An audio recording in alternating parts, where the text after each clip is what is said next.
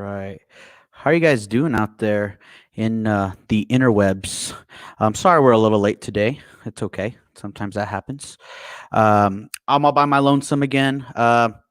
A-Rod is literally probably like moments away from having his first child.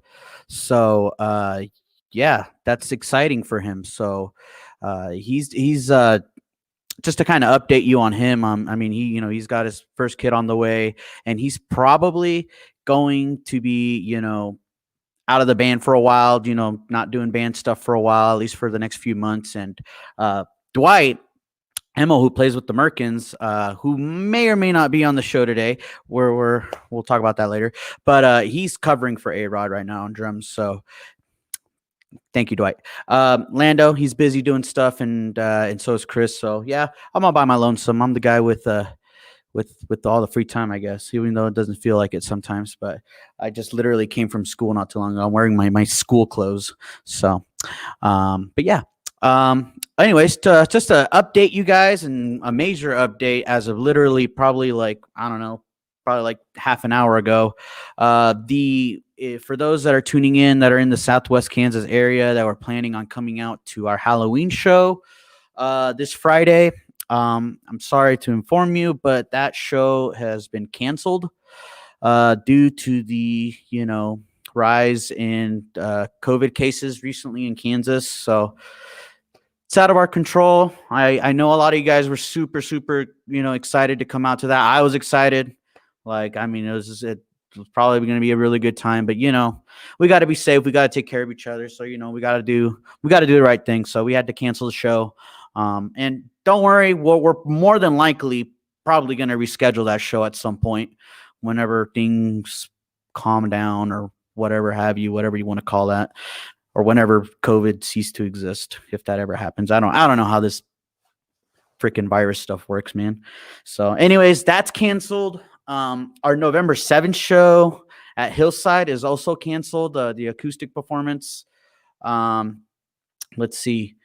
What else? The Merkins also just canceled their Junction City show. So I don't know. I'm sorry, guys. Like it's all due to that. So I can't. It sounds shitty. It's sucky.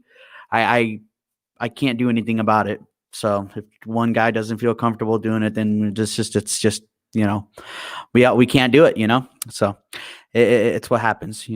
So by the way, guys, if you're listening right now, please share this stream right now on Facebook, and remember that you can find our audio only platforms pretty much everywhere. I mean, you can go to iHeartRadio, you can go to Twitch, you can go to YouTube, Spreaker. You can watch it, here on Facebook too. Whatever works best for you. So if you can't catch the whole thing, come catch it later. All right.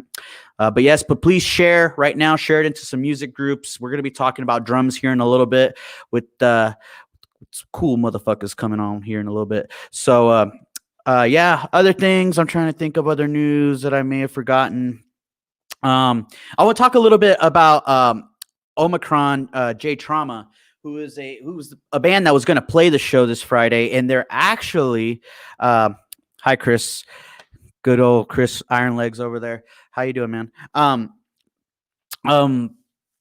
What was I saying? Distracted me, Chris. No, anyways, Omicron, man, you guys got to check these guys out. They're out of Dallas, Texas, and they're living now here in Dodge City, Kansas. I know that's such a weird move, but those guys are fucking shredding it, dude. And those guys they got some cool music. So I was stoked to pretty much introduce them to the music scene on Friday, but of course we canceled. But please go check out Omicron J Trauma. They're a dope band. If you like the retro rock pop style, like almost like that 70s, 80s vibe, so Christian Iron Leg Reyes says, so no show on Saturday. Well, the show was on Friday, dude, but no more show on Friday, man. I'm sorry. If you were planning on coming out, I literally apologize. I'm sorry. We will make it up to you, dude. We'll get one of the guys to blow you or something. How's that sound? You about that? Are you about that life, dog? Anyways, so yeah, please go check out Omicron. Awesome band. Sorry, I'm over here distracted trying to share this into groups. I'm trying to get viewers in here, man. Trying to get you people. By the way, and also when we bring up our guest, don't be afraid of asking questions, comment on stuff. make them feel uncomfortable if you want. I don't care. Do whatever you want to do. Do whatever you guys do best. So, but without further ado, I would like to introduce Mr. Matt Jansen. Come on board. What's up? Dr. Jansen, how are you today? I'm doing good, man. How's it going? Oh, well, I'm not going to lie to you. Today has been kind of a crappy day, but with the weather being crappy, with these cancellations, it's been a crappy day, but I'm stoked to be here with you, man. Thanks, buddy. I'm feeling the love. Yeah, there you go, man. And Dwight of the Merkins was supposed to join us today, but he might have that COVID stuff, man. I don't know. He was telling. No, I'm joking. I don't know. He said he wasn't feeling well, so he's going to be sitting out. Who knows? He might join us later. I don't know. But Mr. Jansen, tell us a little bit. Dwight and I, we've got beef. Oh, you guys got beef. Tell me a little bit about that beef. Dwight and I. So yeah. No, I mean he knows what's going on. Yeah. I don't blame him. I'd be scared to talk to me too. That's awesome. Matt, tell us a little bit about what you do in regards to, because today's talk is all about drums, and tell us a little bit about what you do as a drummer and in the drum world yourself. I mean, as a drummer, I count to 4 a lot. Okay. So it's mostly counting to 4. That's probably 90% of my day as a drummer. Okay. Other than that, spinning sticks, and then there's all the chicks, lots of women. Yeah, lots of chicks. Always lots of chicks. Yeah, so many. No, it became evident to me early on that I was not going to make my living as a drummer, so I was quick to kind of diversify and go into other fields, maybe like related anyway. So. One of the things I did was music retail. I got a job at a music store, 20 some years ago. And kind of obviously being a drummer, kind of ended up specializing in drums. And, that was cool because I got a discount and met a lot of other musicians. And it was definitely better paying. It wasn't good pay, but it was better paying than playing Kirby's. Nothing but love for Kirby's, but anyway, so I did that for a while. I dipped my toe in like doing some recording and stuff like that. We've been hosting shows. I mean, not for the last 7 months, no reason, but even at the shop, we've been hosting shows. And so I've been doing even like a little bit of promoting and a little bit of production, and I've run sound at other venues in town, and really just kind of as a drummer, I guess, knowing that I'm not a great drummer, I've diversified my portfolio and been involved in a lot of other kind of tertiary sort of things. Cool. Very awesome, man. How long have you been playing drums? Can you tell us a little bit about what sparked your interest in drumming and, maybe some of your influences even? Well, in high school, and because I'm old, this was like in 89, I think. My first show, it was New Year's Eve, 1989. So I got to perform in the 80s. I'm pretty stoked about that. Nice. But it was some buddies, and they're like, hey, let's put a band together. And you're a teenager, you're like, oh yeah, let's do that. And one guy already had a bass and someone else already knew how to play guitar, so that left the drums for me.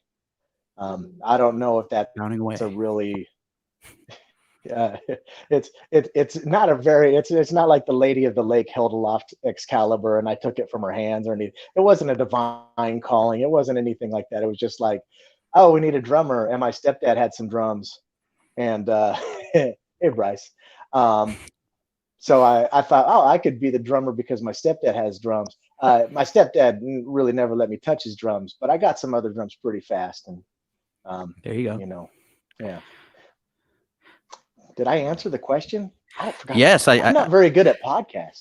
Well, no, you're fine. I guess my other Dwight says, "Kaka COVID-19." Man, you better have not gotten that shit, man. I hope not. No, but so how long have you been playing then? Since you Oh said since yeah, the so '80s. like I can't do 1989. math. Yeah, Oh yeah. fuck. I don't know. Let's see. That's 1 2 3 4. 1 2 3 4. 1 2 3 4. That's a callback. That's a comedic tool. I learned that. There you Um, go. I don't know. 21 years, right? All Yeah. right. That's awesome, So man. yeah, there you go. Very cool, man. So That's not true. That's 20, yeah, 31 I was gonna say 31 years. years. I was about to say, yeah. I'm All like, of a dude, sudden I got really young, man. yeah, I'm like, I'm a teacher. I'm like, I should wait. Hold on, that sounds wrong. No, I'm joking, man. Oh man, did you play any other I just instruments wanted to besides see if you drums? caught my doctor Jansen. My credentials are going to be revoked here if I can't Oh count. yeah, yeah, dude, Uh, you're about to lose that no, man, license, dog. I don't play guitar or anything like that, but like I know about guitars. I mean, Okay. all humility aside, and I'm not very humble, so that's easy for me to do.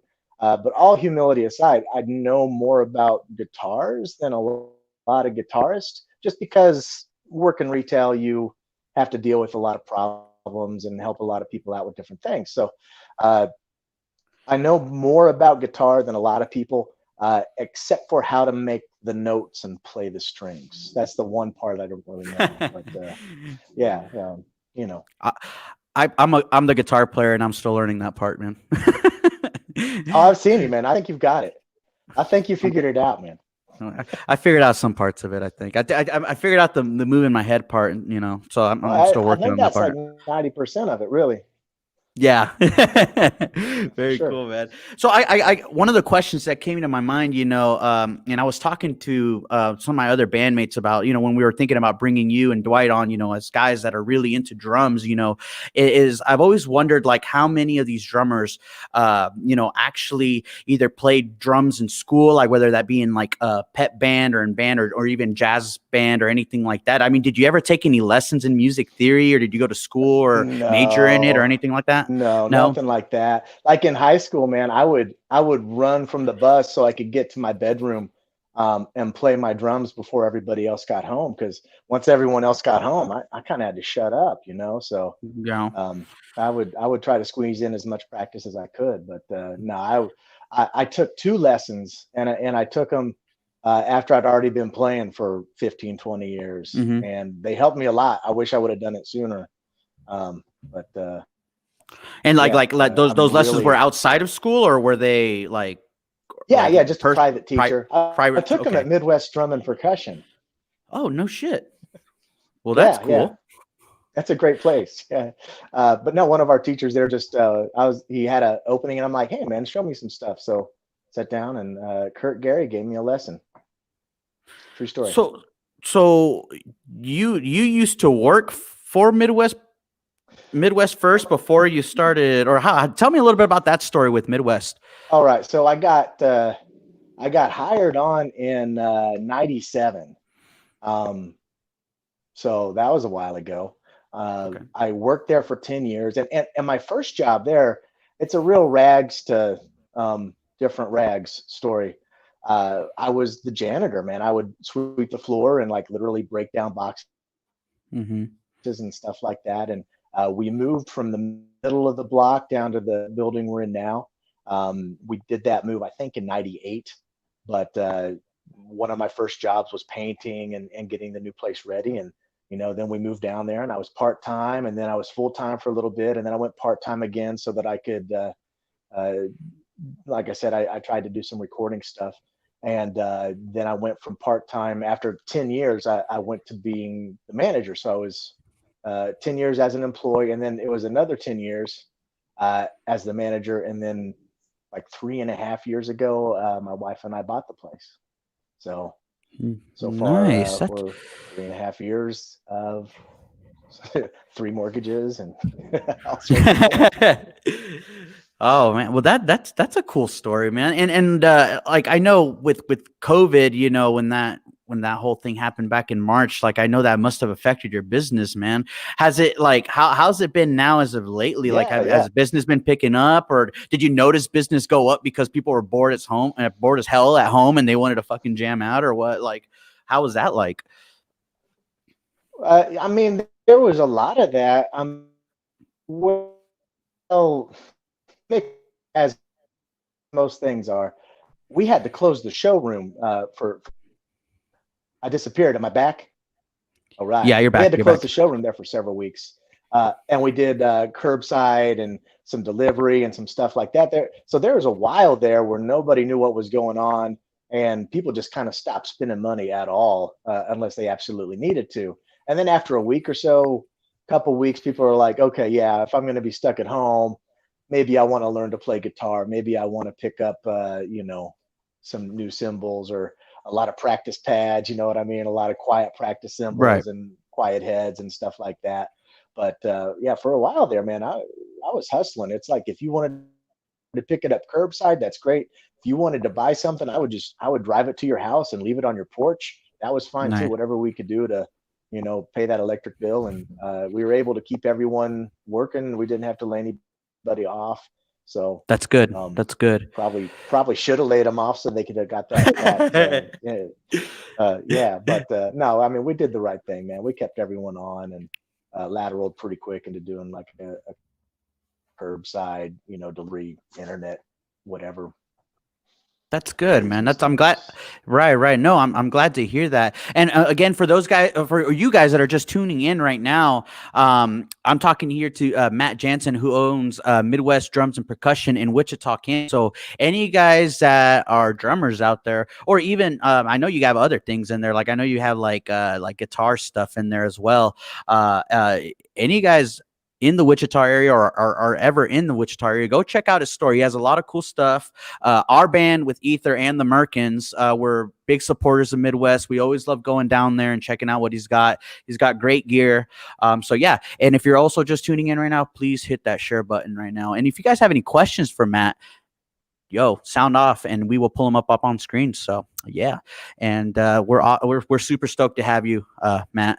And again, Dwight may or may not show up. I don't know. He's got other things going on. But right now, Dwight, if you are listening, Matt's kicking your ass, dude. So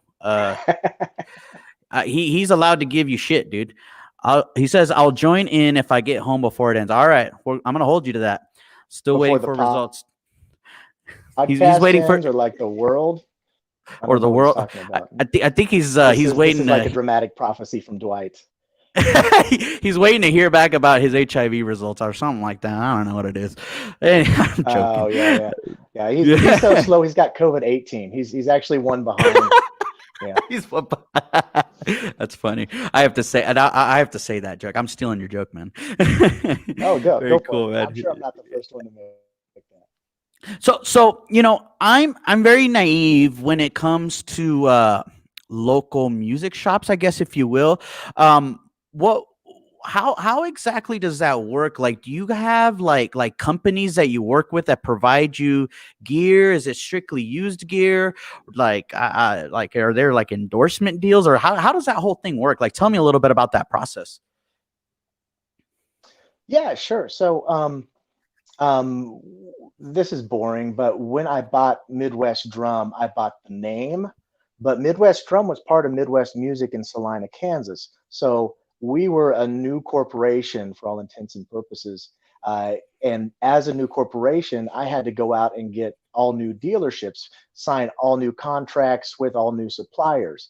So, for example, if I want to do drum workshop, and I did, I talk to them, I fill out an application, they say, oh, okay, you look legit, you can carry our stuff. And, you Okay. commit to buy a certain amount a year. There's usually an opening order.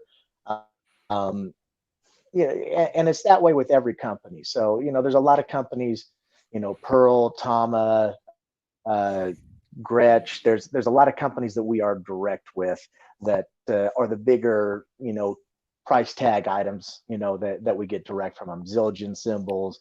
Right. We've added Mino, Sabian, of course. All these companies we're direct with, but then you've got like other things like Dunlop guitar picks, or Hmm. moon gels or whatever, like little accessory things. I can't go direct with, the hundreds of companies that we actually carry their product. So there's another sort of middleman type company that carries a wide variety of items. So we get set up with a couple of those guys, and then we can order in, your finger ease and your snark tuners and your elixirs and whatever Right. other kind. It's kind of a catch-all sort of thing. You know what I mean? Hmm. But yeah, you've got to have a relationship. You've got to be a dealer for a particular company, usually in order to carry them. So yeah, that's kind of how that works. And companies on the other side are kind of cool in that, if I'm doing a particular brand, they're not going to go talk to our buddies over at Ulick Music and say, hey, Phil, do you want to carry Tajima guitars? You know what I mean? They try to Right. respect those boundaries and not, totally saturate the market and, make us a destination for the companies that we're supporting. Cause it's again, kind of a symbiotic relationship, Right. um, Right. yeah. Cool. Cool. And like, do you guys do like trades and stuff like that? Like, are you guys open to that as well? Yeah, man, I have a hard time saying no. I really like Yeah. I really like used stuff. Um, sometimes that's a good thing. Sometimes that's not a good thing, as I'm sure the other guys that work there will tell you that yeah, we can do some trade. I mean, unfortunately, if something's worth $100, I'm going to need to sell it for $100, so I can't give $100 in credit on it. Right. Which, when I say it like that, everyone's like, "Oh, that makes sense." But sometimes people are surprised. Hmm. So it's got to be, a little bit one-sided in my favor for us to make it work. Of course. Of course. But it'll usually be better than throwing it on Facebook Marketplace and having strangers come over and sell it and then then come buy stuff from me, which that's fine too, man. I'll take that. And But so yeah. you sell on the Facebook Marketplace. You sell like on eBay and Reverb and stuff like that as well, or? Um, yeah, we don't really sell much on Facebook Marketplace. We'll have a few products on there, particularly around Christmas time.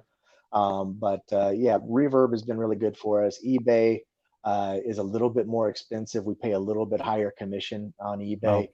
Oh. They've relaxed their fees for guitars, but not for drums, Oh. which sucks because drums are Hmm. also really expensive to ship. So that's Yeah. a No double shit. whammy there. Yeah, yeah, yeah.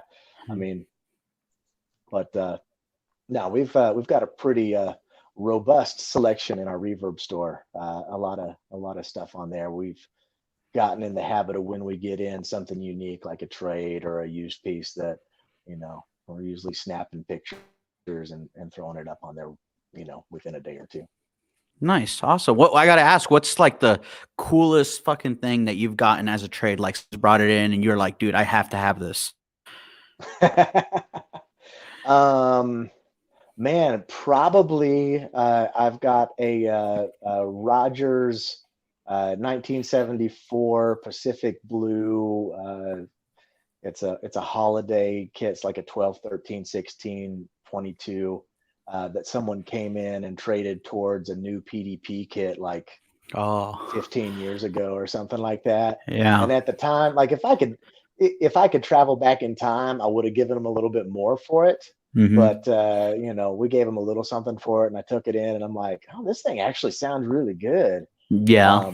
And so yeah, I've still got that kit to this day, and I don't know that I'll ever get rid of it. Right. That's probably it. I've got a Gretsch snare that's really hot too that I've been playing on. So that's the other Nice. cool thing about trading is, yeah, I get to take that stuff home. I mean, because I take it home and I play on it. I mean, it's still just used, right? Right. If I buy a new DW snare and take that home, if I get a Ludwig Superphonic and take it home and play on it, well, it went from new to used, but used stuff, it stays used. Mistakes used. Yeah. That's Yeah. Yeah, that sounds way less profound when I hear it come out of my mouth, but yeah, that's another Okay. bonus.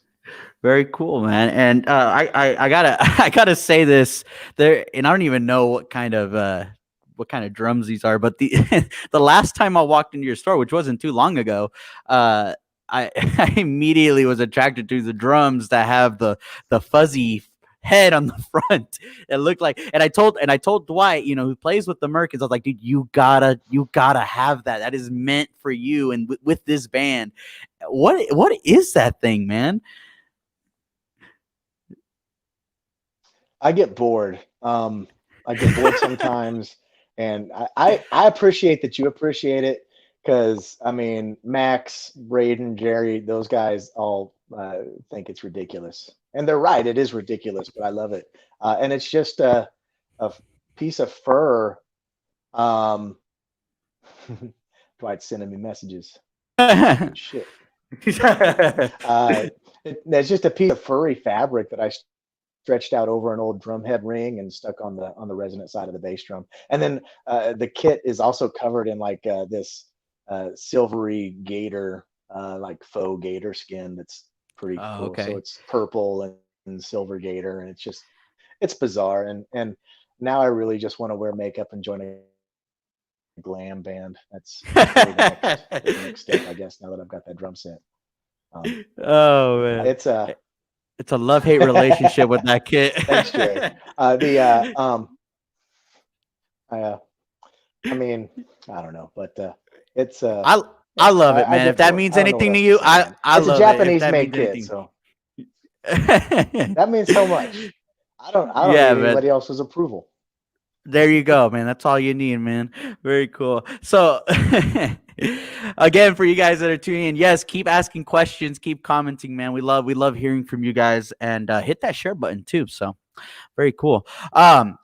Okay, so let's move on. I want to talk about, you as a drummer personally. One of the biggest things, and this is, I think, with all gearheads, we all have our own pet peeves when it comes to our gear. I gotta ask. I think drummers are the most anal about these kinds of things. What's your biggest pet peeve when you see another drummer out there? Like you go to a show and you see another drummer set up. Like, what is your biggest pet peeve, man? And it's okay. No one's going to say anything. It's all good. We can hurt feelings out here.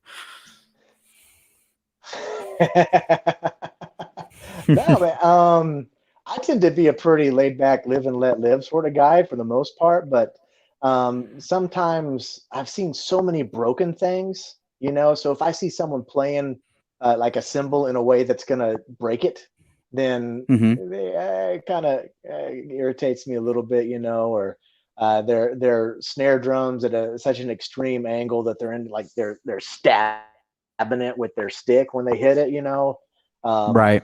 Or they just don't bother to tune, and that's a real snobby thing there. But yeah, if you don't bother to tune your set, even try. And some guys are proud of it too. Some guys are like, I just play, man. I just play. I mean, I get that. Do you have a roadie?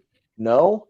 Do you want to sound good? Well, then learn to tune, man. It's like when Luke went to see Vader, okay, and Vader's like, yeah, he had his lightsaber, and Vader's like, yeah, your skills are complete. Like, if you don't know how to tune, man, your skills are not complete. Right. You are not a Jedi.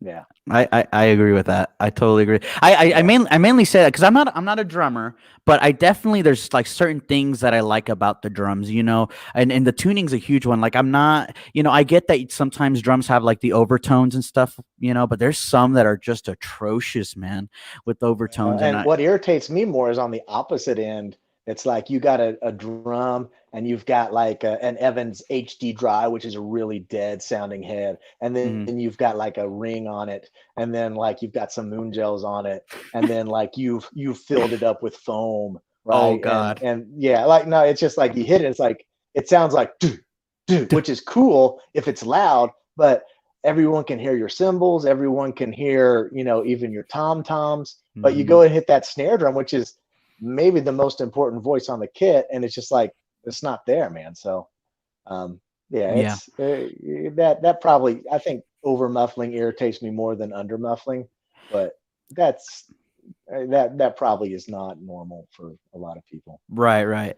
Yeah. That whole like, oh man, I used to jam with this one dude. This was like back in high school, but I remember he used to stuff like sheets and pillows inside his kick drum and even in his toms too. And I was like, I'm like, why do that? Like, I don't like, I didn't understand. I was like, oh, maybe that's what you're supposed to do. But I found out over time, and even hanging out with Dwight, Dwight was like, yeah, people just don't know how to tune. And I was like, oh crap. I like, me being a loser at the time and not knowing about drums, I'm like, oh, I didn't know you tune drums, So there's that whole thing about drums. There's more to the drums than just fucking pounding on them. There's you got to tune them and they got to sound right, and that's the same thing. Let's be honest. Most of it is just pounding on them. I mean, that's 90% of it.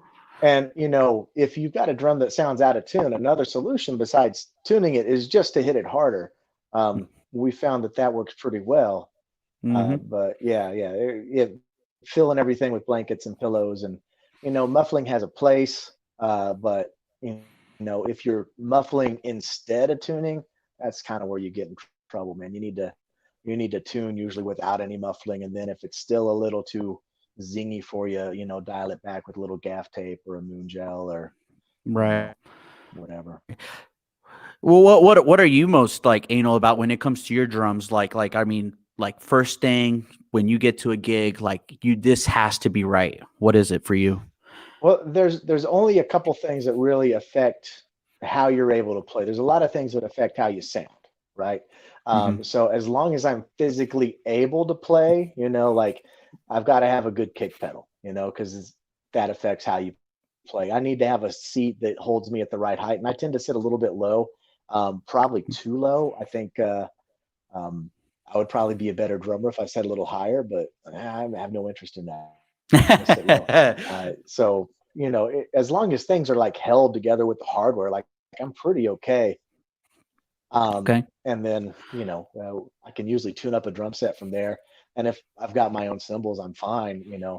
Bad Mm-hmm. cymbals are just bad cymbals. There's really nothing you can do about them. There's no amount of tape that's gonna make that you know uh, scimitar ride sound like a K. It's just not. So What are your go-to symbols as far as brand goes?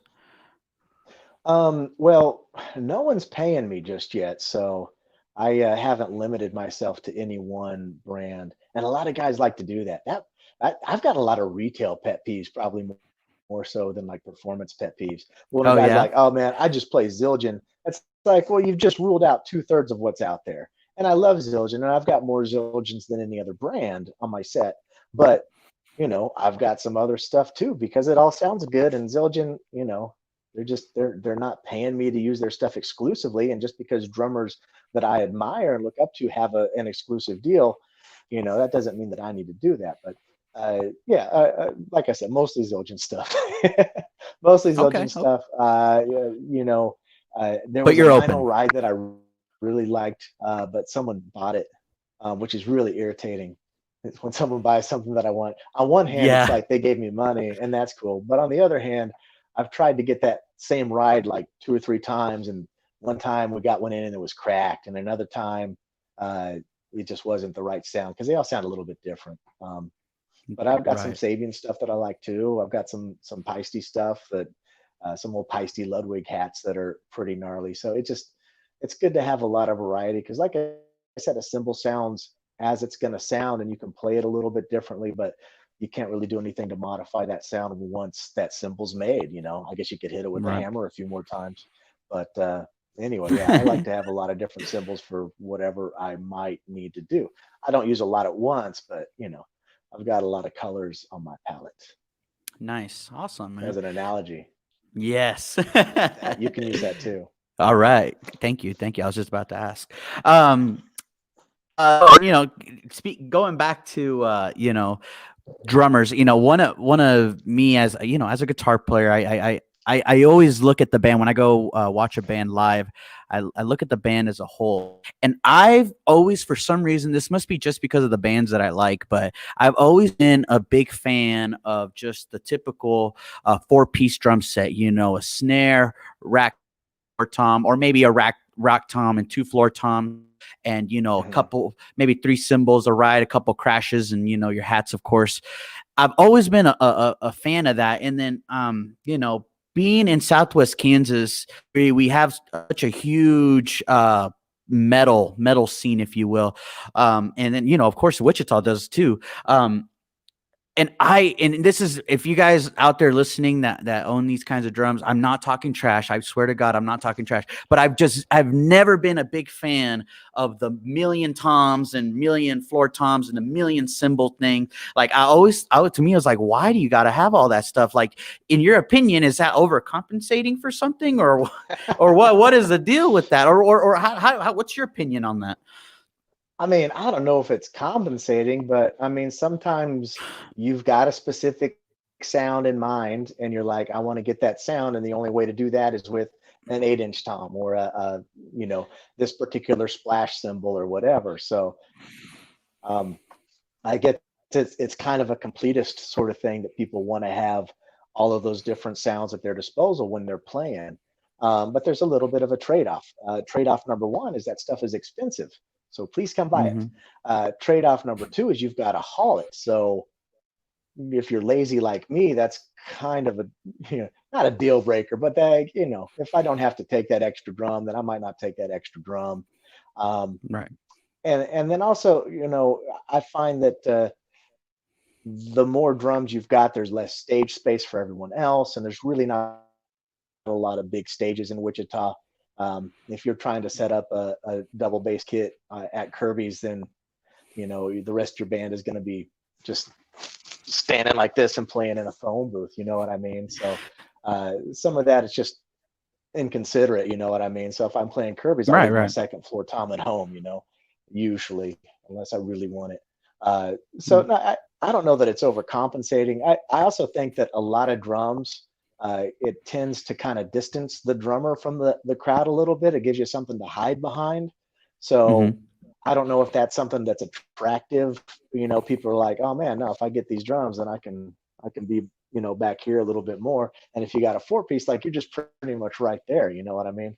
So I agree with you. I tend to prefer a drummer that's just playing a few pieces, maybe one up, one or two down, and a few cymbals. Cymbals don't bother me so much as long as it's not like, it's like, here's my cymbals, if they're out of the way a little bit, because I like to see the drummer play. I want to be like right there. Where's my microphone? I want to be like right there. I want to see him. I want to see the sweat. Right. I want to see the face. He's like, I want to see that. Yeah. Yeah. Are you like a big fan of effect symbols and stuff like that? You good. Are you a fan of like effect symbols like I don't know, like Zell bells and those weird spirally symbols and things like that? I mean, I'm a fan of anything if you're using it good. I think execution is a lot of it, So it's like a lot of things, if you can rock an outfit, and I'm not just talking to the ladies.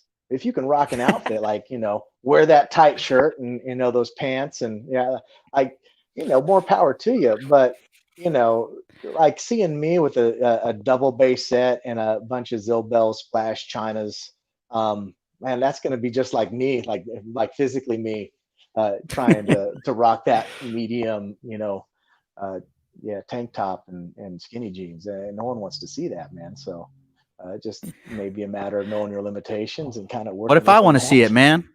What if I want to see it? Damn it! I mean, you send me a message later. We'll do it offline or all right. Off air. Yeah, off air. Yeah, off air. Very cool. We're on what channel are we on? We're on channel 3. No. Cool. No channels, man. You guys out there listening, if you weren't able to catch this whole episode, you'll be able to view the entire episode on various audio platforms. If you follow our band, the Aether, which our logo down there, you should be able to find it.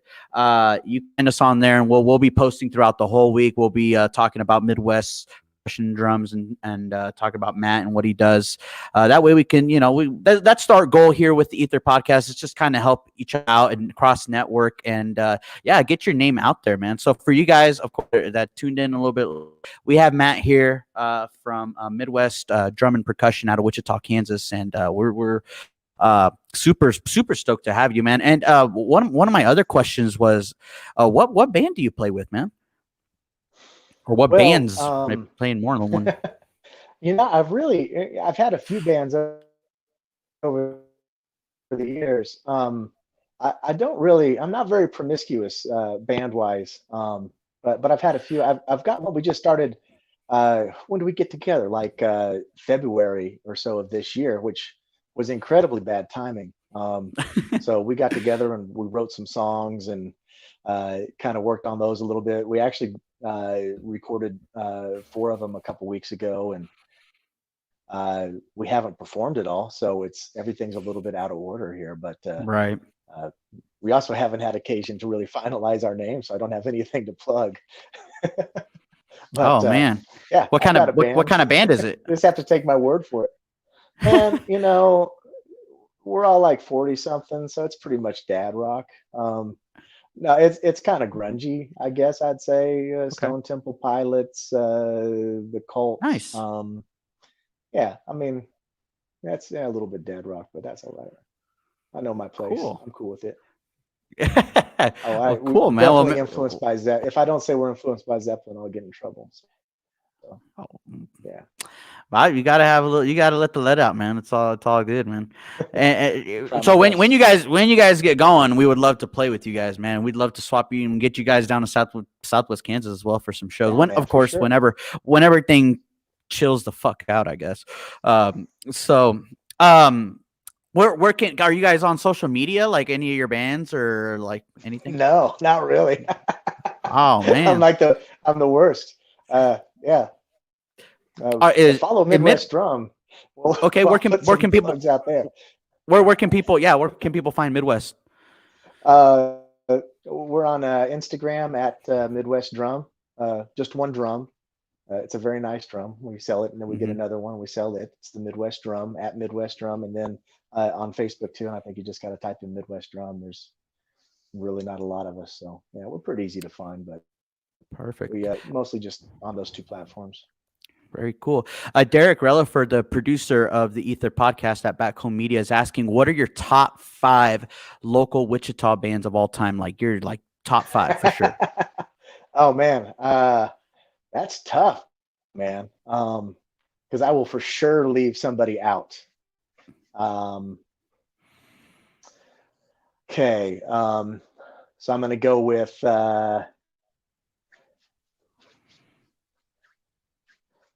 I'm just Tell gonna me pretend like Solip. my camera froze.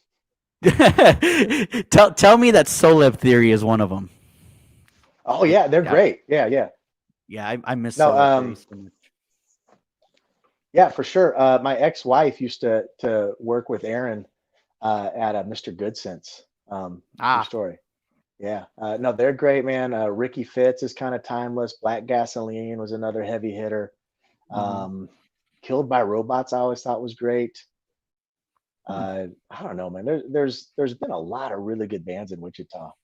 Um, yeah, it's really Okay. like that sounds like I'm just pandering, but it's an impressive amount of talent in this town. So Oh, it's absolutely. I pretty cool. totally agree Yeah. with that. There used to be this band. I was just thinking about this the other day. I don't know if you ever heard of them, but they were called Elephant Gun, and I think they were out of Oh Wichita. Did yeah, you ever hear? I love that band so yeah, for much, sure. and Okay, well, the I think bass player Archie and from that band. Bryce. Yeah, I'm in a band. My new band that doesn't have a name has got a couple of those guys in it. Oh So no shit. yeah. Well, you'll have to tell them that I fucking love Elephant Gun. Yeah, I remember jamming with those guys back in like 2012, I think, or something like that. And like, dude, Hmm. just fell in love with how good those guys were. It's just so good. Um, very cool, man. And what about okay? My final question before final question is who are your 3 drummers, man? 3 drummers. My top three drummers Yes, like in you're in like terms of what? What's the criteria here? okay, well, I guess like man, I don't know. That's a good question there for myself. Because the Let's most see. influential to me are maybe not the Let three best. well, yeah, There's like let's I could pick like three archetypes. But right. Let's go with your 3 most influential drummers. Let's go with that. no, you won't know who any of those guys are. I'll give you the watered down version. That I think every good drummer has, and I'll say rock drummer because I don't really jazz so much. Hmm. I tried once. I sprained my wrist and my ankle was bizarre. But I mean, yeah, I've got to say John Bonham. Like I'm obligated to say John Bonham. I think Stuart Copeland is really trippy too, man. I've Okay. really he was the guy that everyone was like, oh yeah, Stuart Copeland. I'm like Stuart Copeland, yeah. But then I Hmm. saw the Police, and I'm like, damn, Stuart Copeland. He Absolutely. was great. Um, man, there's a lot of really good drummers. There's a guy named Rich Battersby who plays with my favorite band called the Wild Hearts, Okay. that no one's ever heard of. But as far as like just a in the pocket rock drummer, you know, yeah, fantastic, man. There's a lot of good drummers, man.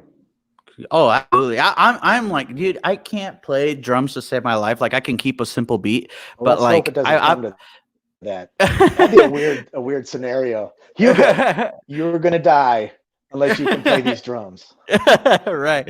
But no, What man, series like of events would bring us to that? right, Sorry.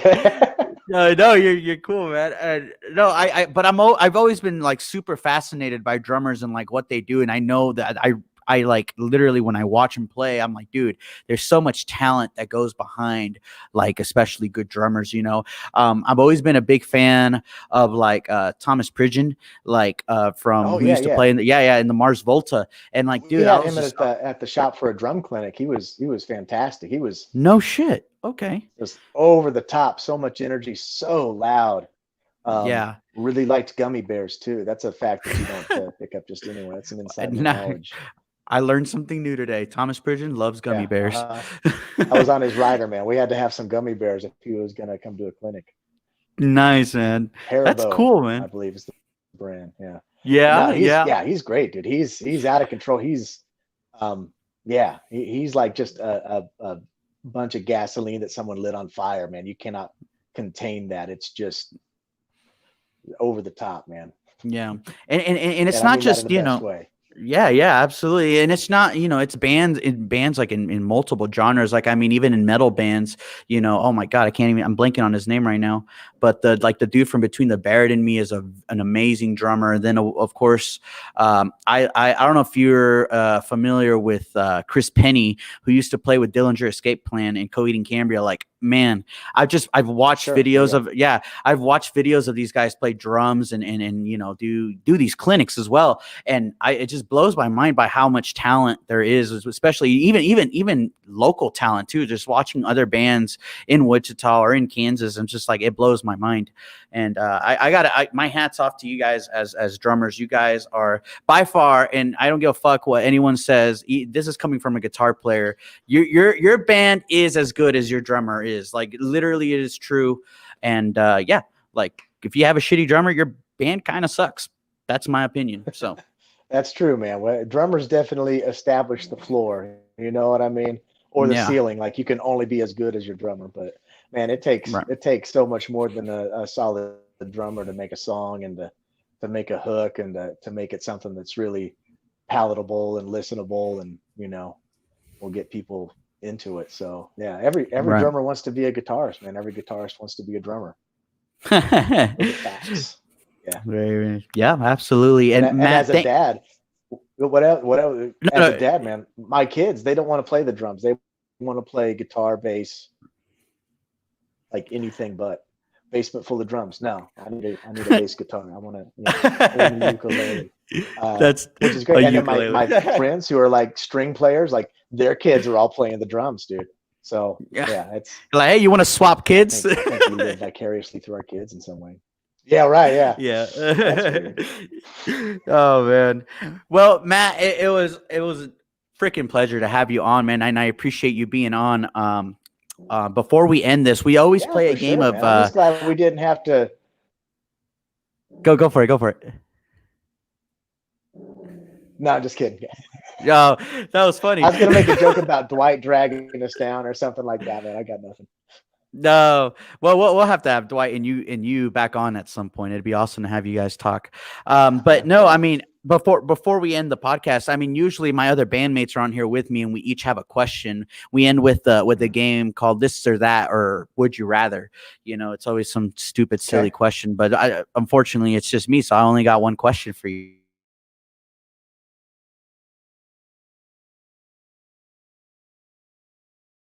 Oh, can you hear me? Can you hear me? Something happened. No, this is There we go. terrible. Can you hear me? Okay. So pretend you are working somewhere where you have a boss. Like you are just, you just started working your job. I don't know, Hugo. Okay. It's been so long. Well, you're gonna have to pretend just for me. Okay, I Okay. got it. All right, here I'm goes. there. Here's the question. Would you let your parents access your browsing history or your boss? Who would you rather let? Well, Your parents or your boss? listen, Check out your browsing history. I don't want to. I don't want to insult you as a podcast host, okay? But not only am I self-employed, my parents are dead, so it really doesn't matter. Oh man, that is a terrible. Yeah, I'm so sorry. No, Well, it's okay, man. It's been a little while, but Okay. The honest answer is probably my boss, because Your boss. while there might be some questionable things, I don't think there's anything illegal that would get me in trouble with an employer. But I'm Okay. sure my mom would be very disappointed, Yeah. and I'm Yeah. sure my dad would be very disappointed. That would be my answer too. I'd rather show my boss. He'd Yeah, be like, yeah. it's what I do. You can fire me if you want. I don't care. All right.